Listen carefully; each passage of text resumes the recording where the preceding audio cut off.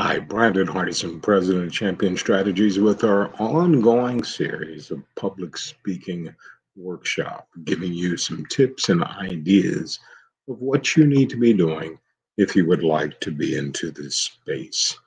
Going to go back and give you a little history lesson. Someone communicated with me and wanted to find out the origins, so let's do that for today.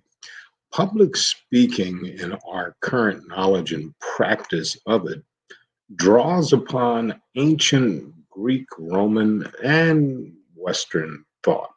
So if we go back to the classical period, as it was called, anywhere between 500 BCE and 400 BCE, the ancient Greeks highly valued public political participation when public speaking was a critical tool. We will begin an overview of four ancient Greek philosophers, also known as the Fantastic Four: Meletes, Socrates, Plato, and Aristotle. All of these gentlemen during that classical period gave themselves an opportunity to debate, and their students who lived during that era, where public speaking was mandated by each student to defend or also to give a new idea. It opened up public politics, science, philosophy, rhetoric, anything that the youngsters needed to know growing up in that society.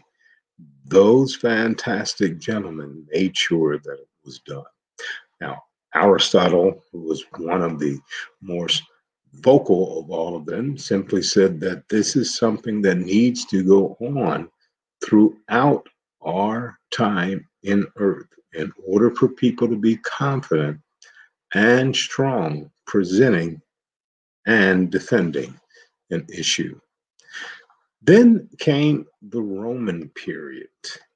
If we look at a gentleman Cicero, if you've ever heard of that term, and Quintilian, now we're at 106 to 43 BCE. Cicero is considered one of the most significant lecturers of the time. He could speak on almost any topic that is out there. Cicero is most famous in the field of public speaking for creating the five canons of rhetoric, a five-step process for developing and persuasive speech that will still be used as we talk today in schools and institutions. Whereas Aquilinian, who spent time from 35 to 95, and he extended the link that argued that public speaking was inherently moral. He stated that the ideas of any order is a good man speaking well. So that would be the foundation of where all this came from. And now we're going to go through a period of time in the globe called the medieval period from 400 to 1400.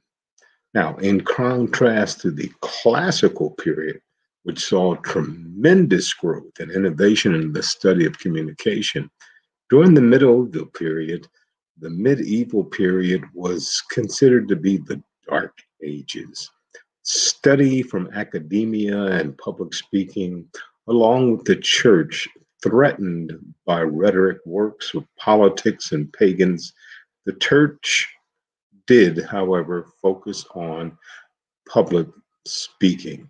So even though it was a dark period, there were still ways for people who learned from the elders of the Greeks that how important public speaking was. And now it was the church that was holding it up. And then the last person for this morning, St. Augustine. St. Augustine, a Christian clergyman and renowned speaker, argued for the continuation, the development of the ideas that was started in the classical period, leveled off in the medieval. He thought that the study The persuasion of the study in particular was worthwhile to pursue, not only in the church, but also in the public square. So, we wanted to find out the basics of how this started.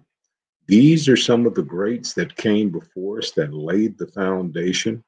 On the next video, we'll pick it up and talk about how we proceeded this on and where we are today.